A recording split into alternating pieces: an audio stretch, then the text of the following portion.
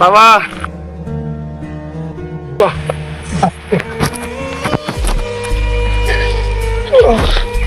যাও দেখি শুনি যান। আচ্ছা বাবা।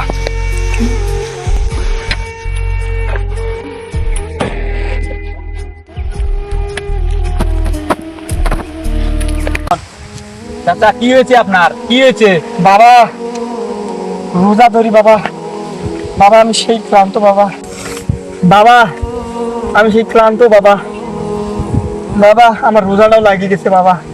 বাবা আমার আজকে দিন মজুরের টাকাটা আমাকে আজকে দিবেন বাবা, কারণ আমার পরিবারের মধ্যে বাবা ইফতারি কেনার পয়সাটা পর্যন্ত নাই বাবা। আরে তোদের মতো গরিবের মধ্যে এটাই সমস্যা, যে কাজ করতে পারিস না আবার টাকার লোভ করি।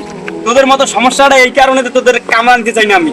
যারা তোদের মতো কামলাকে আর কোনোদিন আমি নেব না। তোরা খালি টাকাই চিনিস, কাজ করতে কাজে খালি ফাঁকি দে। বাবা বাবা ও বাবা। চাচা চাচা কি হয়েছে আপনার? চাচা মিয়া ওঠেন ওঠেন ওঠেন, কি হয়েছে আপনার? বাবা ওঠেন।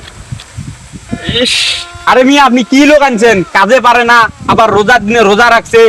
আপনি ভালো লোক আনতে পারে নাই? আরে ভালো লোকই তো আনছি, রোজা তো আজকে খুবই রোদ উঠছে আর কি, শরীর দুর্বল হয়ে গেছে। তোদের মতো গরিবের এই একটাই সমস্যা। চাচা কি সমস্যা? আরে মিয়া আপনি কি লোক আনছেন? কাজে পারে না। আর রমজান মাসের দিন তো এই জন্য আর কি রোদ উঠছে, অনেক প্রচুর রোদ উঠছে, এই জন্য শরীর দুর্বল হয়ে গেছে আর কি। হয় আপনি রোজা ভাঙেন, নয়তো আমার কাজ করেন। এই মিয়া আপনি কি বলেন?